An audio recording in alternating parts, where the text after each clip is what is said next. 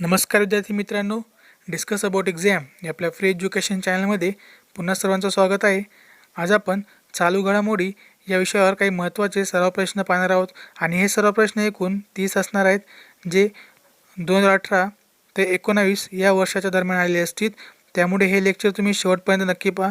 तुम्हाला या प्रश्नांचा नक्कीच हा फायदा होणार आहे. जी तुमची येणारी MPSC असणार किंवा कंबाईन एक्झाम किंवा स्टाफ सिलेक्शन अथवा पोलीस भरती असणार, या परीक्षांसाठी हे सराव प्रश्न तुमच्यासाठी अत्यंत महत्त्वाचे असतील. कारण की करंट अफेअर्स हा असा पार्ट आहे की त्यामध्ये तुम्हाला पैकीच्या पैकी गुण हे तुम्हाला मिळवता येत असतात. त्यामुळे या पार्टकडे दुर्लक्ष न करता टोटली तुम्ही पूर्णपणे अभ्यास हा करू शकतात. त्यामुळे या विषयाकडे दुर्लक्ष न करता अधिक तुम्ही या पार्टला महत्त्व दिले पाहिजे. चला तर मग वेळ न वाया घालवता चालू घडामोडी या टॉपिकवर काही महत्त्वाचे प्रश्न आपण या ठिकाणी डिस्कस करूया. 2018च्या बडोदा येथील अखिल भारतीय मराठी साहित्य संमेलनाचे अध्यक्ष खालीलपैकी कोण होते? तर 2018च्या बडोदा येथील अखिल भारतीय मराठी साहित्य संमेलनाचे अध्यक्ष हे सी. लक्ष्मीकांत देशमुख हे होते. भारतातील तरंगती बाजारपेठ कोणत्या शहरात उभारण्यात आलेली आहे? तर भारतातील तरंगती बाजारपेठ ही कोलकाता या शहरामध्ये उभारण्यात आलेली आहे.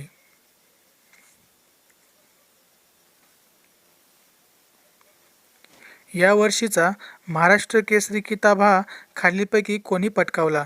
तर या वर्षीचा महाराष्ट्र केसरी किताब हा खालीलपैकी बाला रफी शेख यांनी पटकाविलेला आहे. लक्षात ठेवा, याच्यावर देखील प्रश्न बनू शकतो. पंतप्रधान नरेंद्र मोदी यांच्या हस्ते प्रकाशित झालेले टाइमलेस लक्ष्मण हे पुस्तक कोणाच्या जीवनावर किंवा कोणाच्या जीवनात आधारित आहे? तर पंतप्रधान नरेंद्र मोदी यांच्या हस्ते प्रकाशित झालेले टाइमलेस लक्ष्मण हे पुस्तक R.K. लक्ष्मण यांच्या जीवनावर आधारित आहे. कोणाच्या? तर R.K. लक्ष्मण यांच्या जीवनावर आधारित आहे. मिस युनिव्हर्स 2018चा किताब खालीलपैकी कोणत्या सौंदर्यवतीने पटकाविलेला आहे? तर मिस युनिव्हर्स 2018चा किताब हा कात्रियोना ग्रे या सौंदर्यवतीने पटकाविलेला आहे. यंदाचा मोहम्मद रफी जीवन गौरव पुरस्कार कोणाला जाहीर झालेला आहे? तर यंदाचा मोहम्मद रफी जीवन गौरव पुरस्कार हा लक्ष्मीकांत कुडाळकर यांना जाहीर झालेला आहे.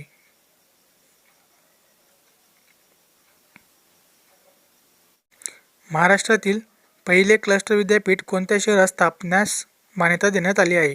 तर महाराष्ट्रातील पहिले क्लस्टर विद्यापीठ हे मुंबई या शहरास, तर या शहरामध्ये स्थापण्यास मान्यताही देण्यात आलेली आहे. जागतिक लिंगभाव असमानता निर्देशांक 2018मध्ये भारताचा कितवा क्रमांक लागतो? महत्त्वाचा प्रश्न आहे. तर जागतिक लिंगभाव असमानता निर्देशांक 2018 यामध्ये भारताचा क्रमांक हा 108वा आहे. लक्षात ठेवा, 108वा क्रमांक आहे. भारतातील महिला क्रिकेट संघाच्या प्रशिक्षकपदी कोणाची निवड झालेली आहे? महत्त्वाचा प्रश्न आहे. तर भारतीय महिला क्रिकेट संघाच्या प्रशिक्षकपदी हे उरकेरी रमन यांची निवडही झालेली आहे. कोणाची? तर उरकेरी रमन यांची निवडही झालेली आहे. तेलंगणाच्या मुख्यमंत्रीपदी कोणी शपथ घेतलेली आहे? तर तेलंगणाच्या मुख्यमंत्रीपदी के. चंद्रशेखर राव यांनी शपथही घेतलेली आहे.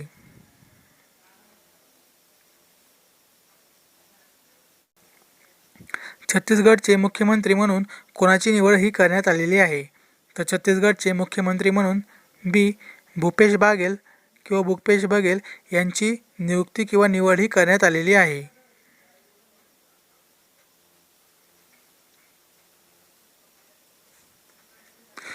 BWF म्हणजेच वर्ल्ड टूर फायनल स्पर्धा जिंकणारी पहिली भारतीय महिला कोण? तर BWF वर्ल्ड टूर फायनल स्पर्धा जिंकणारी पहिली भारतीय महिला PV सिंधू ही आहे. कोण? तर PV सिंधू ही आहे.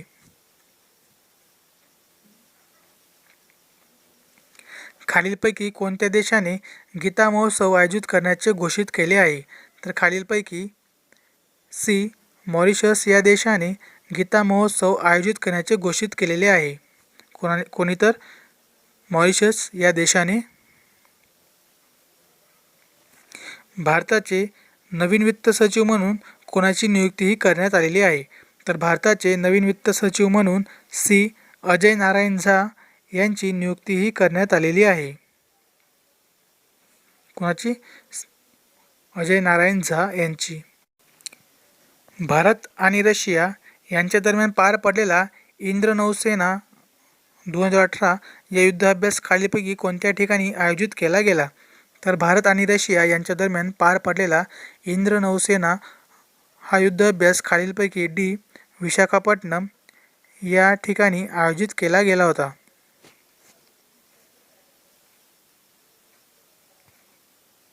यंदाचा ज्ञानपीठ पुरस्कार कोणाला जाहीर झालेला आहे? तर यंदाचा ज्ञानपीठ पुरस्कार हा ए. अमिताभ घोष यांना जाहीर झालेला आहे. लक्षात ठेवा, Amitabh Ghosh. Sustainable water management यावर प्रथम आंतरराष्ट्रीय परिषद कोठे आयोजित केली? तर सस्टेनेबल वॉटर मॅनेजमेंट यावर प्रथम आंतरराष्ट्रीय परिषद ही डी. मोहाली या ठिकाणी आयोजित केली होती. नारी शक्ती हा पुरस्कार कोणत्या दिवशी दिला जातो? तर नारी शक्ती हा पुरस्कार बी. 8 मार्च या रोजी दिला जातो. कधी? तर 8 मार्च या दिवशी दिला जातो.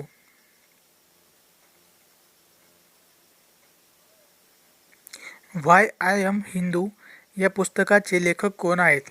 तर व्हाय आय एम हिंदू या पुस्तकाचे लेखक हे सी.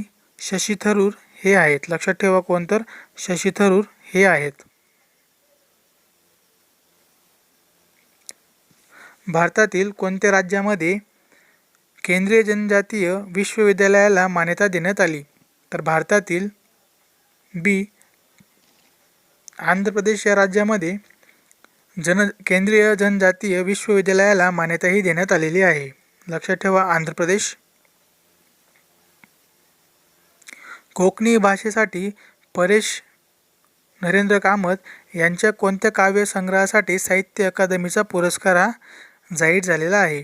तर कोकणी भाषेसाठी परेश नरेंद्र कामत यांच्या ए. चित्रलिपी या काव्यसंग्रहासाठी साहित्य अकादमीचा पुरस्कार हा जाहीर झालेला आहे. लुका मॉड्रिच यांना ब्लॉन डी'ऑर पुरस्काराने नुकतेच सन्मानित केले. हे कोणत्या देशाचे खेळाडू आहेत? महत्त्वाचा प्रश्न आहे, लक्षात ठेवा. तर लुका मॉड्रिच यांना ब्लॉन डी'ऑर पुरस्काराने नुकतेच सन्मानित केले आणि ते सी. क्रोएशिया या देशाचे खेळाडू आहेत. लक्षात ठेवा, क्रोएशिया या देशाचे खेळाडू आहेत. डॉक्टर अरुणा ढेरे यांच्या कितव्या अखिल भारतीय मराठी साहित्य संमेलनाच्या अध्यक्षा म्हणून नेमणूक ही झालेली आहे? तर डॉक्टर अरुणा ढेरे यांच्या बी. 92व्या अखिल भारतीय मराठी साहित्य संमेलनाच्या अध्यक्षा म्हणून नेमणूक ही झालेली आहे.